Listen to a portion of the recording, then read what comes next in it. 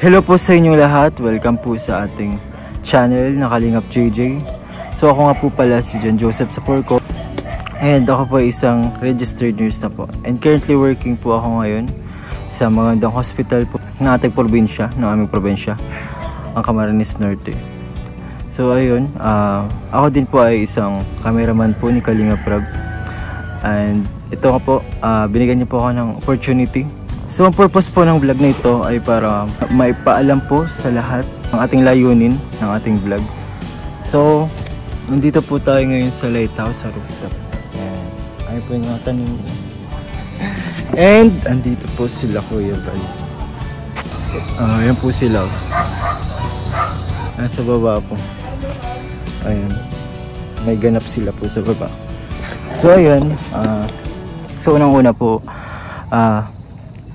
ayun sa mga ginagawa po nila Kuya Val, Santos Matubang, Ate Edna Vlogs, ang Kalingap Rab. Syempre naka-inspired po yun. Sobrang naka-inspired po yung mga ginagawa nila, lalo na sa pagpapabahay.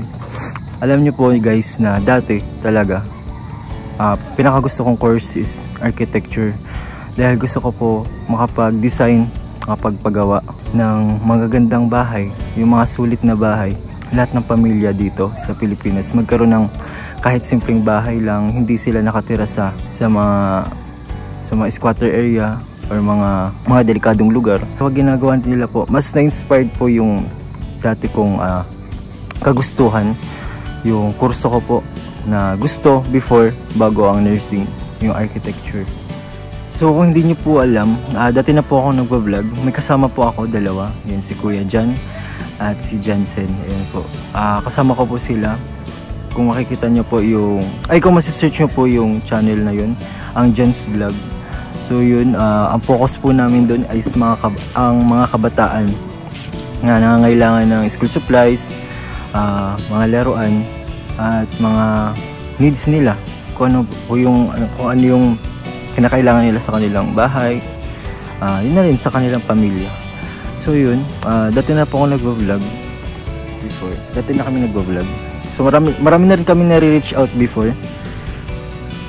Marami na rin kami nare-reach out before na mga kabataan. Kaso nga lang sa mga maraming kadahilanan, ayun na udlot or natigil. So yun, wag na natin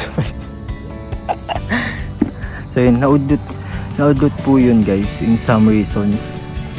So yun, moving on. Ayun nga po, gusto ko po ito kasi nga po na-inspired po ako sa kanila sa pagpapagawa nga po ng bahay, pagtulong sa mga mahihirap, sa mga nangangailangan. Yun po, na-inspired din po ako kasi sila po yung naging channel po sa mga taong kapuspalad, naghihikahos, mga pamilyang walang bahay. Ayun. Yun, pangalawang purpose ko rin po, dahil nga po sila yung naging channel. Siyempre po, may pinaka main source po kung bakit po nila nagagawa yun, kundi si God. Si God po talaga yung pinaka main reason po kung bakit po nila nagagawa yan. So ayun po, gusto ko rin po maging ganun. Gusto ko rin po maging kagaya din mga po nila, dahil nga po na-inspired po ako. Gusto ko rin po maging channel sa mga taong nangailangan po ng tulong. So yun din po, gusto ko rin po maging gusto ko rin po maging gusto yung ma-inspired po yung ibang tao para gumawa ng ganitong work, ganitong purpose, ganitong layunin, para mas marami pa pong ma-reach out na tao.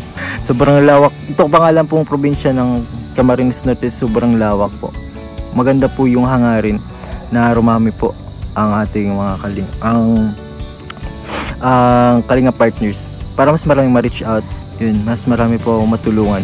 So yun, ay po ang content po ng ating vlog is marami po. Ang unang-una po dito is yung paglinga po sa mahihirap. Yun po yung, dahil nga po sa Kalingap ka, so yun po yung pinakaunang objectives ng Kalingap, ang paglingap sa mahihirap. Marami pong ways, maraming daan para magawa po ito. Unang-una po yung pag-i-scout, paghahanap ng mga taong matutulungan. Yan po mahanap mga taong karapat dapat po natulungan, ang karapat dapat pabahayan. And pinaka-priority paglilingap. Ano po? So yun po, gagamitin ko na rin po dito yung aking pinagtapusan na BS Nursing. Bibigyan din po sila ng mga kaalaman regarding health, yung mga syempre po ano pa po yan, mga knowledge deficit pa po regarding health issues. So mas kinakailangan po nila ng mga health standard na kailangan po nilang malaman kung ano po ba yung kahalagahan ng kalusugan po sa ating buhay. Ayun. So yun po yung purpose ng ating channel po, hindi lang pagtulong sa kanilang pangailangan sa buhay, yung pabahay or kagamitan man.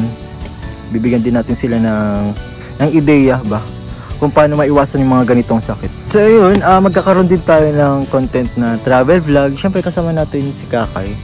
Kung hindi nyo po alam, si Kakay, kapatid po ni Kalinga Prab, anak po nila Kuya Val at Ate Edna. Ayun po, siya po yung aking girlfriend. And soon to be my wife. Hindi po niya narinig. Ayun po. Ayun, magkakaroon po kami ng travel vlog, mga banding vlog. Ayun po. Yun nga po, hindi po siya nagpapakita sa camera. Ever since. Yun. O kung makita nyo man, pakunti-kunti lang. Ayun. I-boost natin yung kanyang confidence, yung kanyang self-esteem ba. So ayun, so magta-try din tayo mag-react ng mga videos. Ayun. And everything goes through it na lang po. After that. Ayan. Parang na po, go with the flow na lang sa ating. So yun nga guys, ito nga po, so yun nga po, maraming salamat po kay Kalinga Prab po sa opportunity binigay niya po sa akin. Hindi lang po maging cameraman, binigyan niya rin po ako ng opportunity para mag-vlog, para maging isang makakasapi sa Kalingap Boys. Ayun, pagtulong, pag-reach out at sa pagre-reach out ng mga taong karapat dapat matulungan. Ayan, maraming salamat po sa mga magsusuporta at patuloy na magsusuporta at magsusuporta pa lang ng ating channel. Ayan. Then guys, see you sa ating next vlog. See you po sa next vlog, and abangan nyo po ang aking vlog na i-upload po. And don't forget to hit like, subscribe, and share po. And paka-on na rin po ng notification bell para updated po kayo sa ating video. So yun lang guys, maraming salamat po sa pakikinig, sa panonood ng ating vlog. So see you po sa next vlog, and God bless po sa inyong lahat.